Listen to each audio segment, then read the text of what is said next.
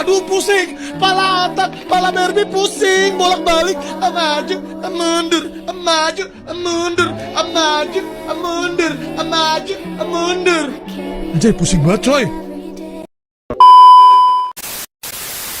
Assalamualaikum warahmatullahi wabarakatuh. Halo teman-teman, selamat datang di podcast kami. Pada kesempatan kali ini, kami akan membahas tema yang cukup menarik dan sering menjadi perbincangan di kalangan masyarakat,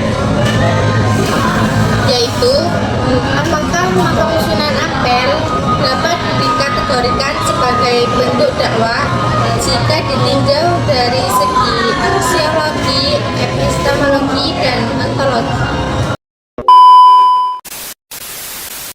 Bersama saya sudah hadir dua teman saya. Silakan perkenalkan. Nama saya Selvazanita Arifah Kopso. Terima kasih sudah mengundang saya dalam diskusi kali ini. Nama saya Lutfia Natasha Putri, dan semoga pembahasan kita hari ini bermanfaat.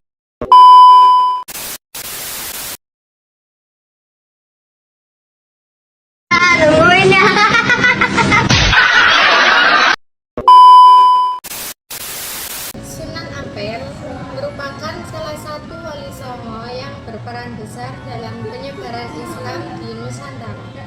Makam beliau hingga kini menjadi tempat ziarah yang ramai dikunjungi. Namun, muncul pertanyaan, apakah keberadaan makam Sunan Ampel itu sendiri bisa disebut sebagai dakwah? Mari kita bahas dari sudut pandang ontologi terlebih dahulu. Menurut ontologi, kita membahas hakikat atau keberadaan suatu hal. Bagaimana pandangan ontologis tentang makam Sunan Ampel sebagai dakwah?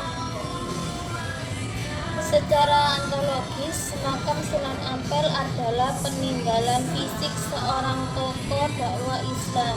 Ia memang benda mati, tetapi keberadaannya merepresentasikan sosok ulama besar yang berjasa dalam penyebaran Islam. Dalam konteks ini, makam tidak berdakwah secara verbal, namun keberadaannya menjadi simbol dakwah dan pengingat akan perjuangan Sunan Ampel.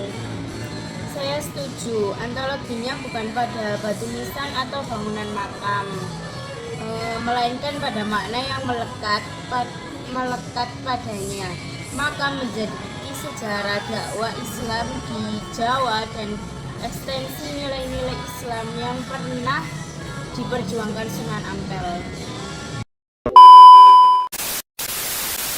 Baik, selanjutnya kita masuk ke epistemologi, yaitu bagaimana pengetahuan itu diperoleh, bagaimana makam Sunan Ampel memberikan pengetahuan dakwah. Dari sisi epistemologi, makam Sunan Ampel menjadi sumber pengetahuan historis dan religius. Orang yang berziarah biasanya terdorong untuk mempelajari sejarah Sunan Ampel, ajaran beliau, dan metode dakwahnya. Betul, pengetahuan itu bisa diperoleh melalui cerita juru kunci, papan informasi, buku, sejarah, maupun tradisi lisan masyarakat. Dengan demikian, makam berfungsi sebagai media pembelajaran dakwah secara tidak langsung.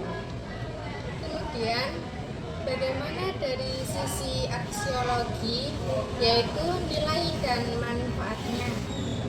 Secara aksiologis, makam Sunan Ampel memiliki nilai spiritual dan sosial.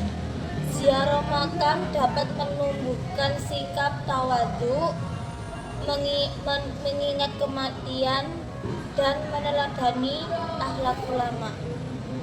Selain itu, makam juga memberi manfaat sosial dan budaya, seperti memperkuat identitas keislaman masyarakat dan menumbuhkan semangat untuk meneruskan nilai dakwah yang santun dan damai, sebagaimana yang diajarkan Sunan Ampel.